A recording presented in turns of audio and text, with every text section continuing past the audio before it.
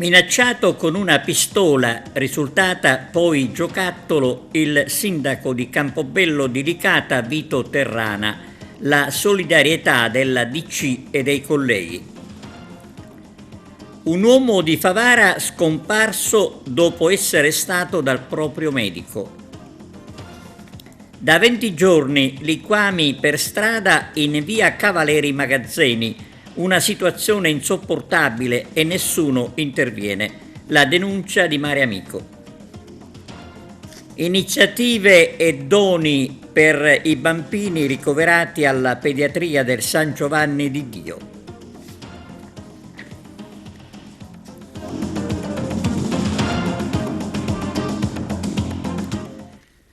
Bentrovati da TVA Notizie. Minacciato con una pistola puntata alla testa il sindaco di Campobello di Licata Vito Terrana. Chiamati dallo stesso sindaco sul posto sono giunti i carabinieri che sono riusciti a fermare l'autore del gesto, un uomo che nei giorni scorsi si era rivolto al comune chiedendo un posto di lavoro.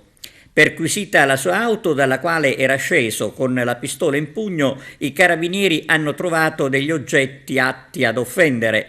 Da qui la denuncia dell'uomo a piede libero. L'arma utilizzata intanto, come riporta il giornale Grandangolo, si è rivelata una pistola giocattolo. L'accaduto, ha detto il capogruppo della DC all'Ars Carmelo Pace, ci lascia molto scossi. Pace sostiene che gesti del genere, anche se dettate dalla disperazione, vanno fermamente condannati. E solidarietà al sindaco Vito Terrana è stata espressa dai sindaci del distretto sociosanitario D3 tramite il presidente del distretto Vincenzo Corbo, sindaco di Canicattì, comune capofila. Sono in corso a Favara le ricerche di un uomo, Agostino Fanara, di 73 anni, scomparso lunedì pomeriggio dopo essere uscito da uno studio medico. Il mancato rientro a casa all'ora di cena ha fatto scattare l'allarme tra i familiari, che si sono subito rivolti alla locale tenenza dei carabinieri. Agostino Fanara si era recato dal medico curante a bordo della propria auto, una Jeep Suzuki color panna con il tettuccio nero. Da circa 20 giorni in via Cavaleri Magazzeni ad Agrigento si registra una perdita fognaria sulla strada. Lo sversamento dei liquami, sostiene l'associazione Mare Amico, oltre a creare disagio per la circolazione, provoca un grosso fastidio agli abitanti della zona, costretti a sopportare gli odori nauseabondi. Non avendo ricevuto nessuna risposta né dall'AICA né dal comune, continua Mare Amico, abbiamo inviato una dettagliata denuncia agli organi competenti. Una situazione, insomma, che si commenta come al solito da sola. Natale in pediatria con doni ed eventi per i bambini degenti all'ospedale San Giovanni di Dio. Come da tradizione, anche quest'anno sarà massima l'attenzione nei confronti dei piccoli degenti per rendere meno gravoso il ricovero. Nel reparto diretto da Giuseppe Gramaglia il primo appuntamento è previsto per sabato 14 dicembre con i supereroi della società acrobatica. Altri appuntamenti domenica 15, sabato 21 e domenica 22 e lunedì 23 dicembre. Un sorprendente ritrovamento arriva dagli scavi in corso a Licata, nell'area di Monte Sant'Angelo. Da una delle case oggetto di studio è emersa una grande anfora all'interno della quale gli archeologi hanno rinvenuto resti di pesci piccoli, di piccole dimensioni, che saranno adesso oggetto di studi. Si tratta di un ritrovamento non comune per la quantità dei resti e per il loro stato di conservazione, che consentirà di comprendere le abitudini alimentari degli abitanti dell'antica Finsiade. Gli scavi sono sostenuti dal Parco archeologico Valle dei Templi di Agrigento, diretto da Roberto Sciarratta. La Fondazione Tommaso Dragotto ha presentato a Palermo il ciclo di eventi dedicato ai bambini nell'ambito dell'iniziativa Magico Natale, il servizio da Palermo. Quando si parla di bambini o di anziani, non nel caso particolare di anziani ma nel caso particolare di bambini, la sensazione è difficile esprimerla, ci sono due sensazioni. La prima che quando vedi tanti bambini diventi nonno e quindi sei felice di essere nonno o quantomeno di avere dei figli ipotetici o virtuali. L'altra sensazione è quando dai ai bambini coraggio, dai amore, dai gioia, dai qualcosa che magari forse non hanno durante il percorso della loro vita. Quindi è bellissimo, no? Stare con i bambini, è entusiasmante. Giorni fa io ho avuto qui una riunione con diversamente abili autistici. A un certo punto non ho potuto più parlare perché ero emozionatissimo nel vedere questi bambini che ti abbracciano, questi ragazzi che ti abbracciano e ti dicono grazie, grazie, ma che cosa? Di quale grazie parli? Grazie che ho fatto? Niente, ho fatto pochissimo. Questa è una gioia unica e il mondo è pieno di queste possibilità di dare qualcosa di te stesso ad altri in termini generali, ai bambini in particolare. Io ritengo che il Natale deve essere un Natale per tutti, quindi regalare un sorriso ai nostri bimbi che sono meno fortunati dei nostri bambini è veramente importante, per cui la Regione, il governo Schifani ha voluto mettere questa risorsa per poter fare qualche dono, diciamo, a questi bambini più disagiati. È importante, diciamo, non dimenticarsi degli ultimi. I fragili devono essere al centro del nostro mandato. La seconda edizione la accogliamo con tanta speranza anche per questo Natale, riteniamo importante questa collaborazione con la Fondazione perché ci consente di poter arrivare a quella fascia di popolazione alla quale teniamo di più e che non sempre viene raggiunta dalle attività istituzionali, quindi ritengo che quando il pubblico e il privato si mettono insieme avendo chiaro l'obiettivo i risultati non possono che essere straordinari. Siamo onorati e felici come Fondazione Teatro Massimo di collaborare con la Fondazione Dragotto per un progetto bellissimo dedicato ai bambini, per portare un sorriso ai bambini e insieme con i nostri complessi giovanili porteremo la musica nei quartieri, negli ospedali, anche dentro il Teatro Massimo per le scolaresche. È un progetto molto importante per la Fondazione Teatro Massimo perché persegue gli scopi profondi dell'arte, del teatro e della musica, quella di creare condivisione, ascolto, principi di rispetto e dello stare insieme. E inizia quindi un grande e bellissimo cammino con la Fondazione Dragotto per regalare un sorriso ai bambini. Restiamo a Palermo per la sesta edizione di Noi il Mediterraneo, riflettori puntati sul porto che si apre alla città. Presidente, a Palermo abbiamo un grande motore chiamato Porto. Qual è l'obiettivo di questa sesta edizione, Noi il Mediterraneo, 12 mesi all'anno? Ma innanzitutto raccontare, come facciamo ogni anno, lo stato dei lavori, lo stato dell'arte, quello che si è fatto negli ultimi 365 giorni. In questo caso oggi raccontare questa infrastruttura, raccontare quanto sia importante non solo perché ricuce una ferita tra porto e città e perché rappresenta un'opera di riqualificazione per il porto e per la città, ma anche perché è un vero motore in termini di economia, di capacità di generare reddito, prodotto interno lordo, di costruire insieme con coloro che ci hanno investito un percorso importante in termini di creazione di economia reale. qui non c'è soltanto il transito, qui c'è da vendere lo svernamento, tecnicamente chiamato così. Abbiamo un bacino che è il bacino di Fincantieri da un lato per la costruzione delle navi, abbiamo un bacino per le manutenzioni, abbiamo un bacino in pietra per il refitting dei mega yacht, ci sono tutte le condizioni per rendere questo luogo un attrattore importante di traffico e vi assicuro che questo è un traffico che muove centinaia di milioni di euro. Presidente, invece che futuro vede per la città di Termini Imerese con l'arrivo oltretutto di Pelligra? Io ricordo a tutti che quando si parla della Fiat, dello stabilimento Fiat, non è proprio vero che insomma, qualcuno è scappato, Marchionne ha fatto quello che ha fatto. In realtà anche lì si parla di logistica, cioè della capacità di servire un'area industriale. Se l'area industriale è un porto che è funzionale, nessuno scappa.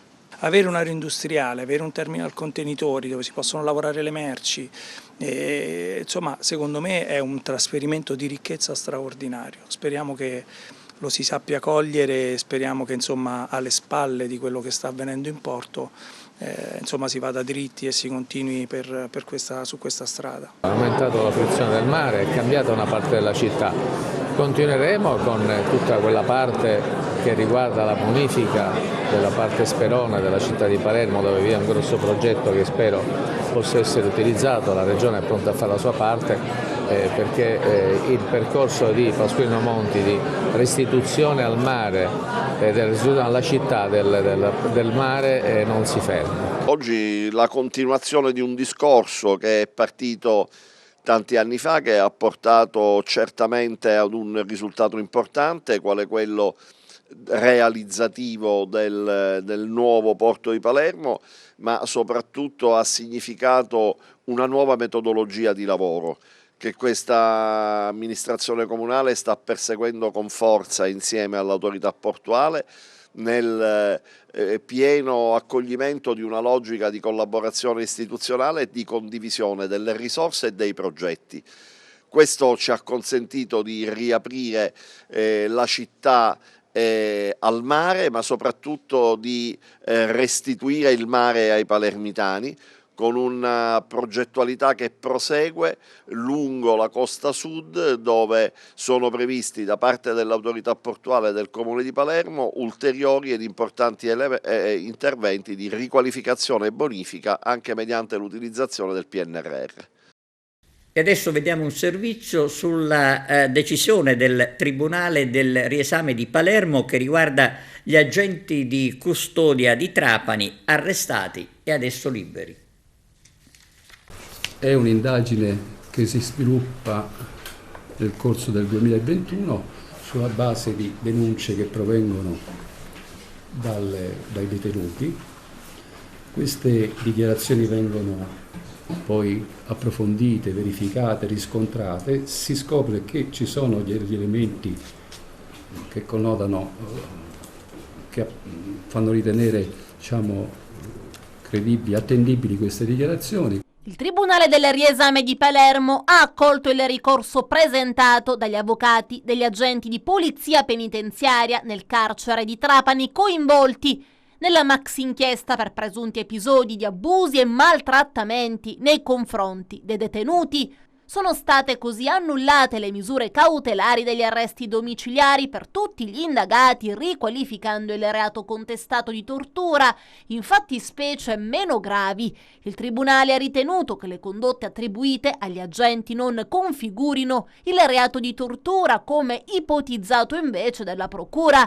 Secondo il collegio, pur riconoscendo che gli episodi contestati richiedano approfondimenti, questi non raggiungono il livello di sistematicità e di gravità tale da rientrare nel reato poc'anzi menzionato. Quindi abbiamo atti ripetuti di violenza che viene qualificata dal GIP, cioè sulla base dell'indicazione della Procura, come tortura. Quindi attenzione, la tortura è qualcosa di molto più grave, molto più profondo del semplice atto di violenza. In alcuni casi le condotte sono state riqualificate come abuso di potere o altri reati meno gravi. Le motivazioni del riesame non sono ancora state depositate. Non scordiamoci insomma che all'interno di un carcere la violenza può essere praticata nell'adempimento di un dovere se modulata correttamente sulla base dell'aspetto che si trova di fronte l'operatore. Certamente nessuna norma legittima un operatore a incidere, intervenire con violenza per garantire l'ordine, la sicurezza all'interno di un carcere e soprattutto per attivare un meccanismo di sopraffazione, se non una divisione, in alcuni casi anche di scherno o di derisione del detenuto.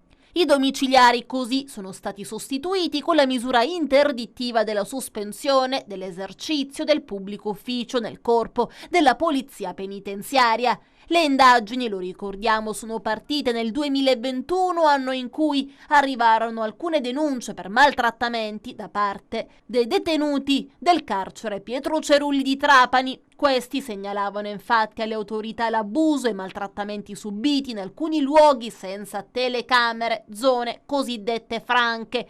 Quando poi sono state installate, queste avrebbero registrato le violenze costanti da parte degli agenti nei confronti di detenuti considerati più fragili e vulnerabili. Molti di coloro che oggi sono indagati perché presenti e non solo non sono intervenuti per stroncare questi fenomeni, ma non li hanno neanche denunciati. A seguito delle indagini, l'ordinanza del GIP di Trapani, su richiesta della Procura, è stata eseguita del Nucleo Investigativo Regionale della Polizia Penitenziaria di Palermo, il tutto con l'ausilio di alcuni reparti territoriali in coordinazione con il Nucleo Investigativo Centrale. Scorrendo i capi d'accusa nei confronti degli indagati ci si imbatte scene comunque cruenti, schiaffi, pugni, sputi ma anche umiliazioni, dalle secchiate d'acqua mista urina all'obbligo di denudarsi per muoversi nudi nei corridoi. Ora quindi mettiamoci nei panni del detenuto vulnerabile che non deve essere toccato. Mettiamoci nei panni di chi lavora là dentro in condizioni che sono obiettivamente, cioè il lavoro è già difficile di per sé, ma in quelle condizioni, ripeto, quando si dice il degrado, ma il degrado riguarda anche gli appartenenti all'amministrazione penitenziaria. In quell'area blu adesso, per fortuna, eliminata, mentre sbeffeggiavano le vittime con commenti irriguardosi, inappropriati e che spesso andavano a ledere la dignità umana stessa. Chiaramente questo non succede nei confronti dei mafiosi o dei detenuti dell'alta sicurezza, questo succede nei confronti di chi proprio non ha nessuno oltre se stesso. Winter Open Day a Messina per gli studenti degli istituti superiori. Nell'ambito delle attività di orientamento in ingresso è stata inaugurata in Aula Magna la prima edizione del Winter Open Day. La manifestazione è dedicata agli studenti delle scuole superiori di secondo grado che partecipano al progetto Consapevolmente. Nell'arco della 2 giorni è prevista la partecipazione di oltre 2200 studenti e dei docenti accompagnatori. I lavori sono stati aperti dai saluti della rettrice, la professoressa Giovanna Spatari. Le attività itineranti sono state articolate nelle aree disciplinari STEM e medico-sanitaria per il 10 dicembre e politico-economica, giuridica e umanistica l'11 dicembre, con la fattiva collaborazione di ciascuno dei 12 dipartimenti dell'Ateneo. I docenti universitari approfondiranno i contenuti dei percorsi di studio e gli sbocchi occupazionali ad essi correlati con l'ausilio di diversi brand ambassador che convalideranno le proprie esperienze professionali di successo presso aziende di riferimento in vari settori. Oggi è una giornata importante per l'Ateneo, segna un piccolo passo nel cambio delle attività di orientamento. Normalmente noi abbiamo sempre un evento importante ad aprile, a maggio, che è l'Open Day, no? Ma noi adesso stiamo pensando di organizzare tanti piccoli eventi, insomma oggi abbiamo più di 2000 studenti, quindi degli eventi propedeutici all'Open Day, e stiamo anche cercando di cambiare anche un po' l'organizzazione, perché prima l'Open Day è rivolto soltanto a studenti dell'ultimo anno, mentre noi con questi eventi durante l'anno stiamo cercando anche di rivolgerci a un pubblico ancora più giovane, cioè secondo anno, terzo anno dei licei, in modo da organizzare e fidelizzare questi studenti e fare già capire cosa l'Università di Messina offre per loro e cosa possono fare. C'è anche dire che questo è un momento anche un po' differente perché abbiamo dei testimonial importanti delle varie aree, medicina, economia, giurisprudenza, quindi tutta l'area dell'Ateneo, e dei testimonial d'eccellenza che hanno avuto successo nella vita. Quindi oltre a dire cosa si fa all'Ateneo, l'offerta formativa, cosa possono studiare, noi diciamo anche cosa possono diventare, quindi diciamo è un cambio, gli studenti sono sempre al centro dell'Ateneo, i servizi stanno aumentando, diciamo questo è uno degli obiettivi principali del nuovo corso dell'Ateneo. Veniamo alla cronaca, 2 operazioni per traffico e spaccio di droga a Palermo e Catania. Vediamo i servizi. 8 arresti e beni per 1,5 milioni di euro sequestrati dalla Guardia di Finanza di Palermo in esecuzione di un'ordinanza cautelare emessa al GIP su richiesta della Direzione Distrettuale Antimafia. Disposte anche perquisizioni nelle abitazioni e in altri luoghi nella disponibilità degli indagati per associazione finalizzata al traffico illecito di sostanze stupefacenti o psicotrope e produzione. Le indagini dei finanzieri si sono concentrate sulla figura di un narcotrafficante palermitano che ha intrattenuto rapporti d'affari con alcuni referenti della criminalità organizzata calabrese attivi nella zona della Locride e della piana di Gioia Tauro e che avrebbe importato ingenti quantitativi di cocaina dalla Calabria. I componenti dell'organizzazione hanno utilizzato dei dispositivi criptati per schermarsi da possibili attività di intercettazione. L'attività investigativa ha ricostruito l'esistenza di un accordo per una fornitura mensile di almeno 15 kg di cocaina destinata al mercato palermitano che avrebbe generato per l'organizzazione un giro di affari di 10 milioni di euro all'anno. La droga viaggiava su strada da Reggio Calabria, Messina e Palermo, nascosta in doppi fondi ricavati nelle auto, spesso noleggiate, condotte da corrieri. La droga arrivava a Palermo, veniva portata in casa del capo dell'organizzazione o in quella del nipote per essere suddivisa in dosi e rivenduta sulle piazze di spaccio. Nel corso dell'indagine sono stati arrestati diversi corrieri e sequestrati 100 kg di droga e 600.000 euro. Con lo stesso provvedimento il GIP ha disposto il sequestro preventivo di beni mobili ed immobili riconducibili agli indagati. Scoperte 2 organizzazioni criminali e arrestate 18 persone accusate di associazione per delinquere finalizzata al traffico e allo spaccio di sostanze stupefacenti, disposto anche il sequestro di beni mobili e immobili riconducibili agli indagati. Le indagini avviate nel novembre 2021 dalla squadra mobile di Catania con il supporto tecnico di intercettazioni, videoregistrazioni e presidi investigativi hanno permesso di delineare il presunto operato di 2 organizzazioni criminali. La prima, capeggiata da Antonino Cocuzza, operava nella distribuzione al minuto di cocaina e crack con 2 principali piazze di spaccio, via Palermo e il villaggio Sant'Agata. Cocuzza, insieme al genero Sebastiano Giovanni Buda, si avvaleva di una rete di collaboratori, tra cui Emanuele Barile, Salvatore Carbonaro e Ferdinando Faro, insieme ad altri. La seconda organizzazione, guidata da Francesco Platania, soprannominato Franco do Cemento, era impegnata nel traffico di ingenti quantità di cocaina approvvigionata dalla Calabria. Questo sodalizio contava sulla stretta collaborazione di diversi familiari, tra cui Natale Platania, Damiano Platania, Giuseppe Platania e Maria Francesca Nicotra. Una delle basi operative del gruppo era situata nel rione San Cristoforo presso una rivendita di materiali edili dove avvenivano frequenti consegne di droga. Le indagini hanno rivelato che il canale di approvvigionamento della cocaina per entrambe le organizzazioni era localizzato in Calabria utilizzando un corriere comune. Durante le indagini sono stati effettuati numerosi arresti in fragranza, sequestrati complessivamente 6,25 kg di cocaina e oltre 78.000 euro in contanti. Inoltre sono stati disposti sequestri urgenti di beni mobili e immobili, evidenziando una sproporzione tra i beni posseduti e le dichiarazioni reddituali degli indagati. L'operazione è stata denominata Cemento e ha coinvolto a Catania circa 160 operatori della Polizia di Stato, tra cui unità della squadra mobile, della Questura di Enna, della Polizia Scientifica, del reparto mobile e del reparto prevenzione crimine, oltre al supporto di un elicottero del reparto volo. Abbiamo concluso, grazie per la vostra attenzione.